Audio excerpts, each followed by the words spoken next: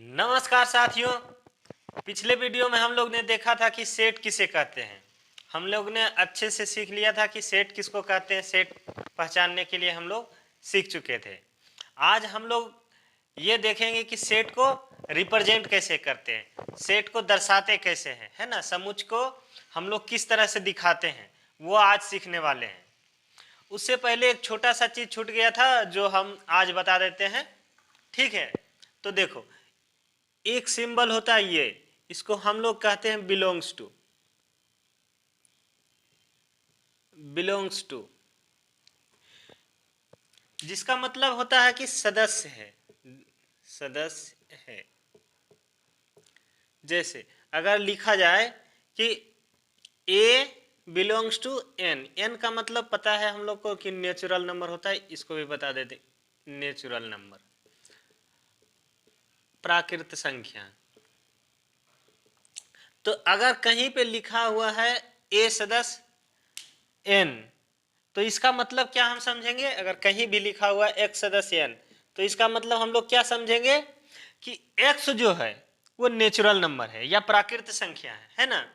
तो एक्स किसका सदस्य है, इसको पढ़ेंगे कैसे, एक्स प्राकृत संख्या का सदस्य है, ठीक है।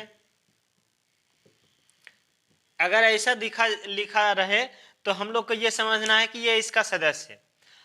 अगर इसी को हम लोग एक और लिख सकते हैं, अगर इसको काट दिया जाए, बीच से काट दिया जाए, तो इसको बोलेंगे नोट बिलोंग्स टू। क्या, नोट बिलोंग्स टू। इसका मतलब अगर ऐसे लिखा जाए x not belongs to n, इसका कहने का मतलब है कि एक्स जो है वो प्राकृत संख्या नहीं है, ठीक है। तो उम्मीद करते हैं ये चीज समझ में आया जो छूट गया था पिछली बार। तो आज हम लोग पढ़ने वाले हैं कि सेट को डिस्क्राइब कैसे करेंगे, सेट को रिप्रेजेंट कैसे करेंगे, हम लोग कैसे दिखाएंगे कि ये सेट है ना। तो सेट को दिखाने का दो तरीका होता है, एक रोस्टर फॉर्म कहते हैं और दूसरा कहते हैं सेट बिल्डर फॉर्म, ठीक है। चलिए, तो आज हम लोग पढ़ेंगे सेट को किस तरह से रिप्रेजेंट करते हैं। उससे पहले एक और छोटा सी चीज है जो जान लेते हैं। देखो, ये यूज आएगा इसलिए हम बता दिए, ये सदस्य है। इसका मतलब अगर देखो, इसको और थोड़ा समझ लेते। अगर लिख रखा कहीं ए बिलोंग्स टू एन, एन का मतलब पता है सबको कि नेचुरल नंबर होता है। तो ए का जो भी मान होगा वो या तो एक होगा, दो होगा, तीन होगा, चार होगा, इस तरह से ये नेचुरल नंबर ही इसका मान होगा। ए का कोई सा भी मान हो तो वो नेचुरल नंबर ही इसका मान होगा, है ना। ये समझते हैं हम लोग, ठीक है। ए का अगर कोई मान लिखा जाए तो ए का मान एक हो सकता है, दो हो सकता है, तीन हो सकता है, इस तरह से कोई होगा, बस ये नहीं हो सकता क्योंकि ये प्राकृत संख्या नहीं है। तो अगर यही ये कहीं भी लिखा हुआ है ए सदस्य एन, तो इसका मतलब है क्या है कि ये जो है प्राकृत संख्या है, ठीक है। ऐसे इस तरह से और भी कुछ लिख सकता है। देखो, अगर लिखा जाए एक्स सदस्य क्यू, तो हम लोग क्या समझेंगे, ये क्यू है ना, क्यू जो भी है उसके जैसा है। इस तरह से और लिख सकते हैं एक्स सदस्य ए, अगर लिखा हुआ तो इसको क्या कह सकते हैं, एक्स जो है ए का सदस्य है ना। ये आगे यूज है इसलिए देखो आगे समझ में आएगा अच्छे से। तो फिलहाल अब हम लोग पढ़ेंगे आज कि डिस्क्राइब किस तरह से करते हैं सेट को। देखो,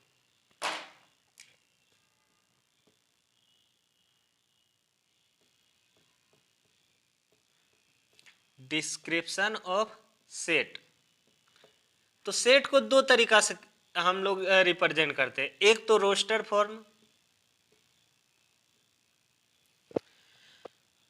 तो रोस्टर फॉर्म क्या होता है, देखो, जब हम लोग सेट को दिखाने के लिए हम लोग समझ लिए थे पहले से कि सेट किसको कहते हैं, जो कि वेल डिफाइंड हो, है ना, उसी को सेट कहते हैं। तो मान लो हमको सेट दिखाना है, तो इस फॉर्म में क्या करते हैं कि किसी भी संख्या को अगर दिखाना कि एक जो सदस्य है, इसके सदस्य को एक ब्रैकेट रहता है, इसको ब्रैकेट के अंदर कॉमा से सेपरेट करते हैं। जैसे देखो, ये हमारा सेट हुआ, इस तरह से लिखा रहेगा तो इसको कहते हैं रोस्टर फॉर्म। ठीक है, रोस्टर फॉर्म किस क्या कहेंगे कि जब हम किसी समुच्चय के सदस्य को कोमा से अलग करते हुए ब्रैकेट के अंदर लिखते हैं तो उसे रोस्टर फॉर्म कहते हैं। जब किसी समुच्चय के सदस्य को कोमा से अलग करते हुए ब्रैकेट के रूप में लिखते हैं तो उसको हम लोग क्या कहेंगे, रोस्टर फॉर्म। ठीक है, चलिए अब दूसरा है, दूसरा हमारा आता है सेट बिल्डर फॉर्म।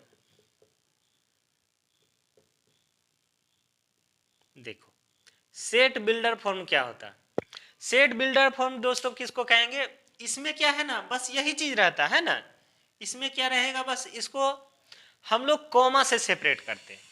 इसमें क्या है, कॉमा से सेपरेट करके लिख दिए, इसमें इस तरह से नहीं रहता। इसमें क्या है, इसके देखो इसमें इसके कैरेक्टर को दिखाया जाता है। ठीक है, देखो कैसे, पहले रोस्टर फॉर्म में हम लोग क्या समझ लिए कि इसमें क्या करना है, जितना भी सदस्य होगा उसको बस कॉमा से सेपरेट करके लिख देना, उसको बोलेंगे रोस्टर फॉर्म। इसमें क्या है, इसमें इसके सदस्य को नहीं लिखते बल्कि उसके प्रॉपर्टी, उसके कैरेक्टर, उसके गुण को लिखते हैं। ठीक है,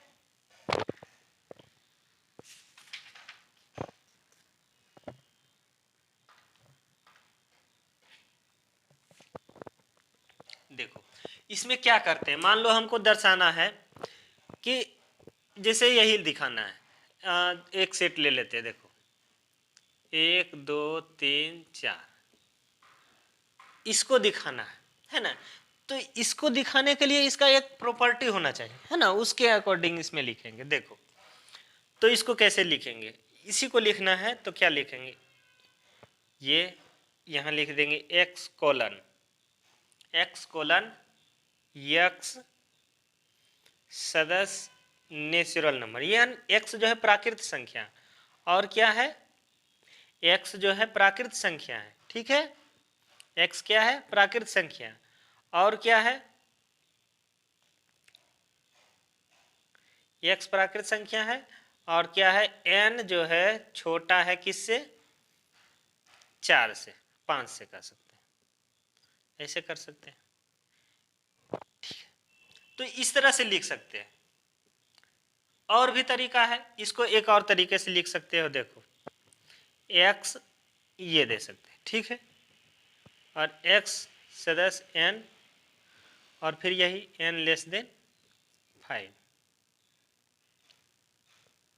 इस तरह से। तो इसमें क्या है, इसमें डायरेक्ट उसके सदस्य को लिखा जाता है, से जो रोस्टर फॉर्म है उसके अंदर डायरेक्ट उसके सदस्य को लिखा जाता है, और जो सेट बिल्डर फॉर्म है इसमें उसके सदस्य को नहीं लेकर के उसके गुण को लिखा जाता है, उसके प्रॉपर्टी लिखा जाता है, उसका कैरेक्टर लिखा जाता है। ठीक है, देखो और एक दो लिखते हैं, जैसे अगर हमको लिखना है कि x ए सदस्य AEIOU, तो ये लिखना है। तो इसको लिखने के लिए हम लोग क्या करेंगे, अगर इस तरह से लिखना है, सेट बिल्डर फॉर्म में लिखना है, तो क्या करना पड़ेगा, देखो क्या लिख देंगे, ए एक्स कोलन एक्स, किसका सदस्य है, एक्स, इसको ऐसे भी लिख सकते हो, एक्स क्या है, देखो एक्स है इंग्लिश का अल्फाबेट, इंग्लिश का, इंग्लिश के अल्फाबेट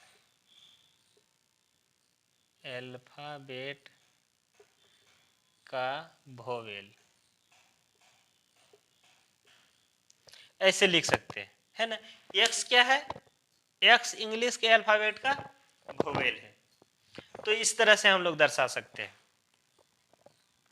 इसी तरह से और भी देखो दर्शाना है, अगर देखो अगर इस तरह से लिखना है 2 4 6 8 10, ये लिखा हुआ, तो इसको हम अगर इस तरह से दर्शाया जाए तो हम लोग क्या कर सकते हैं, देखो क्या लिखेंगे, ए एक्स कोलन एक्स,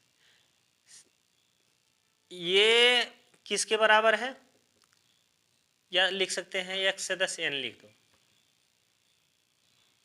या तो ऐसे लिख x equal to 2n। X क्या है 2n के बराबर, और n किसका सदस्य है, इस तरह से लिख सकते हो। तो हम लोग इसमें क्या ध्यान देना है, बस इतना सा बात है कि देखो रोस्टर फॉर्म में क्या है डायरेक्ट सदस्य को लिखा जाता है, और जो सेट बिल्डर फॉर्म है इसके अंदर क्या होता है, ये इसमें सदस्य को नहीं लिखते, सदस्य के कोई गुण लिख देते, कोई प्रॉपर्टी लिख सकते हैं जिससे हमको ये पता चल जाए। ठीक है, देखो जैसे यहाँ अगर लिखा जाए n सदस्य n, तो n की जगह 1 रखेंगे 2 आ जाएगा, n की जगह 2 रखेंगे तो 4 आ जाएगा, 3 रखेंगे 6 आ जाएगा। इसी तरह से इसमें देखो इंग्लिश का अल्फाबेट का वोवेल, तो इंग्लिश के अल्फाबेट जो है उसका वोवेल कौन सा है, ए ई आई ओ यू, यही है। ठीक है, इसी तरह से इसमें देखो क्या था, इसमें लिख रखे हैं क्या, x सदस्य n का, x किसका सदस्य n का, x बराबर ऐसे लिख दो, इसको और सही से लिख दो थोड़ा, देखो इसको ऐसे लिख दो x इक्वल टू n। ठीक है, और क्या है n, एक इसको लिख दो n सदस्य है n का। ठीक है, और क्या है, और लिख दो n जो है छोटा है किससे 5 से, ऐसे लिख सकते हैं ना, देखो और अच्छा से दिखेगा, अच्छा लग रहा है। x इक्वल टू n और n सदस्य है n का, और क्या है n छोटा है 5 से, इससे अच्छा से दिख रहा। तो इस तरह से हम लिख सकते हैं, बस इसमें क्या है इसका प्रॉपर्टी लिखना रहता है, और इसमें क्या है डायरेक्ट लिखना रहता है। देखो अब इसमें आसानी से हम लोग समझ सकते हैं कि ये देख के ही पता चल जाएगा। इसमें अगर इस तरह से लिखा हुआ है पूरा, तो इसको कहेंगे हम लोग सेट बिल्डर फॉर्म, और अगर सीधा सदस्य ही लिखा हुआ है तो इसको कहेंगे रोस्टर फॉर्म। अब एग्जाम में ये नहीं आता, एग्जाम में आता है एक दूसरे को बदलना है ना, ये वाला सेट बिल्डर को रोस्टर में बदलना है, रोस्टर को सेट बिल्डर में बदलना है। तो इसके लिए हम लोग को क्या करना पड़ेगा, बस ये प्रॉपर्टी हम लोग को ध्यान रखना है ना, कि किस तरह से हम पहचाने इसको। और इसका एग्जाम आंसर एक नहीं हो सकता, कुछ भी हो सकता, बस जो आपको समझ में आता है उस तरह से लिख। जैसे देखो अगर कहीं दिया रहा 1 1 3 5 6 1 3 5 7 इस तरह से है। ठीक है, तो इसको हम लोग अगर सेट बिल्डर में लिखना चाहें तो क्या है, ये विषम संख्या है, तो क्या लिख सकते हैं x सदस्य n, क्या लिख देंगे x सदस्य n। ठीक है, n बराबर क्या लिख देंगे x सदस्य n, n सदस्य n जो है x सदस्य किसका n का है, देखो ऐसे लिखेंगे x colon x equal to n, और n जो है विषम संख्या, ऐसे लिख सकते हैं, कोई दिक्कत नहीं है। या तो इसको और लिख सकते हैं, देखो x कोलन x विषम संख्या है, लिख दो विषम संख्या है, हो गया। मतलब क्या है, बस इस तरह से लिखना कि शुरू में x लिखते हैं, उसके बाद उसका प्रॉपर्टी दर्शाते हैं, जिससे कि हमको पता चल जाए वो संख्या क्या है एग्जैक्ट। ठीक है, चलो और लिखते हैं इसको। अब ये एक चीज़ और बताना है, अब शुरुआत कर रहे हैं तो हम लोग थोड़ा सा शुरुआत से हैं, तो एक चीज़ और सीख लेते हैं जो कि कभी कभी कंफ्यूज हो जाता है बच्चा। देखो अगर कभी हमको सेट लिखना है ना, तो अगर AEIOU इस तरह से सेट लिखा हुआ है, दूसरा सेट इस तरह से है EIAOU, तो ये दोनों अलग नहीं है, दोनों एक ही है ना, दोनों एक ही चीज़ है। अगर दो सेट है जिसमें अवयवों का, इसको अवयव कहते हैं, जितना अवयव है, इसमें 5 अवयव है, इसमें भी 5 अवयव, अगर सारे अवयव बराबर हैं, चाहे ये पहले वाला अंतिम से है, अंतिम बीच वाला से, बस 5 है इसमें, 5 इसमें भी रहना चाहिए, दोनों सेम सेम रहना चाहिए। जैसे इसमें A है तो इसमें भी A है, इसमें E है इसमें भी E है, इसमें I है इसमें भी I, इसमें O है इसमें O, इसमें U है इसमें भी। दोनों में क्या है, अवयव का संख्या बराबर है, दोनों में अवयव का संख्या बराबर है। दोनों में कितना अवयव है, 5-5 अवयव है। दोनों में अवयव की संख्या बराबर है, 5-5 अवयव है। ठीक है, इसके अलावा क्या है, सारे अवयव भी किसी न किसी से बराबर है। तो इस तरह का जो संख्या होता है ये दोनों सेट इस तरह से बराबर होता है, ठीक है। चलो अब एक चीज और इसमें और बचा है, वो क्या है, देखो कि हमको अगर ये क्वेश्चन आया कि क्वेश्चन ये है कि मैथमेटिक्स,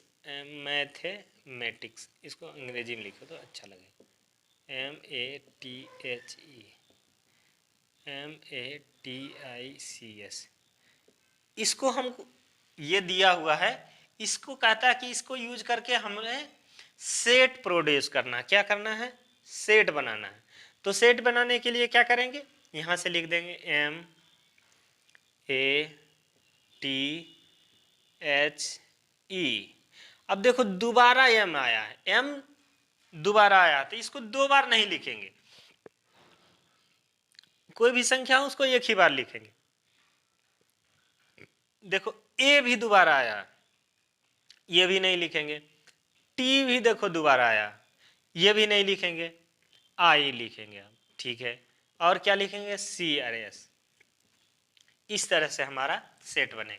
अब ये क्वेश्चन ये आएगा कि मैथमेटिक्स को अगर सेट के रूप में दर्शाया जाए, मैथमेटिक्स के सभी अंकों अक्षरों को अगर सेट के रूप में दर्शाया जाए, तो मैथमेटिक्स के सभी अल्फाबेट को अगर, मैथमेटिक्स के सभी अक्षर को अगर सेट के रूप में दर्शाया जाए तो इसमें कितने अवयव होंगे। क्वेश्चन ये हमारा क्या है कि मैथमेटिक्स के सारे लेटर को अगर हम लोग सेट के रूप में दर्शाएं तो जो उससे सेट बनेगा उसमें कितना अवयव है। तो कैसे हम लोग काउंट करेंगे, पहले इसको सेट के रूप में दर्शा दिए, अब इसमें काउंट करेंगे 1 2 3 4 5 6 7 8, कितना है 8। इसी तरह से एक और देखते हैं,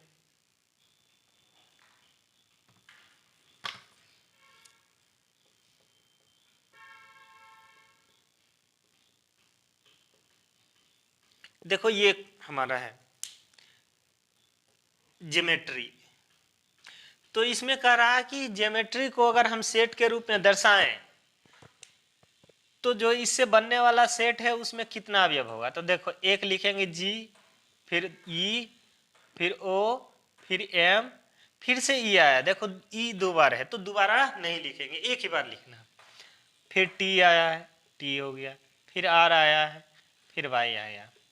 तो अब देखो इसमें काउंट कर लो कितना वर्ड है, सॉरी कितना लेटर है, 1 2 3 4 5 6 7, तो कितना लेटर हो गया टोटल 7, ठीक है। इसी तरह से और भी देखते, देखो सवाल में बस यही आएगा कि आप लोग को एक तो सवाल ये आएगा कि अगर सेट के रूप में दर्शाते हैं तो उसमें कितना लेटर है। तो इसमें हमको ध्यान ये रखना है कि अगर कभी भी दिया रहे, कभी भी ये दिया रहे कि इसमें कितना लेटर आएगा, तो हमको सबसे पहले इसको सेट बिल्डर फॉर्म में लिखना है, सॉरी रोस्टर फॉर्म में लिखना है, तो जिससे हमको पता चल जाएगा। अगर अब देखो रोस्टर फॉर्म में अगर कोई लिखा हुआ है तो उसको काउंट कर सकते हैं, नहीं भी कर सकते, सेट बिल्डर में भी यही कंडीशन है। तो ये डिपेंड करता है, बहुत सारे को काउंट नहीं किया जा सकता है, लेकिन कुछ कुछ को काउंट किया जा सकता है। तो जिसको काउंट कर दिया किया जा सकता है उसमें ये पूछेगा कि कितना संख्या है, इसका तो बता सकते हैं हम लोग देख के, है ना। और देखो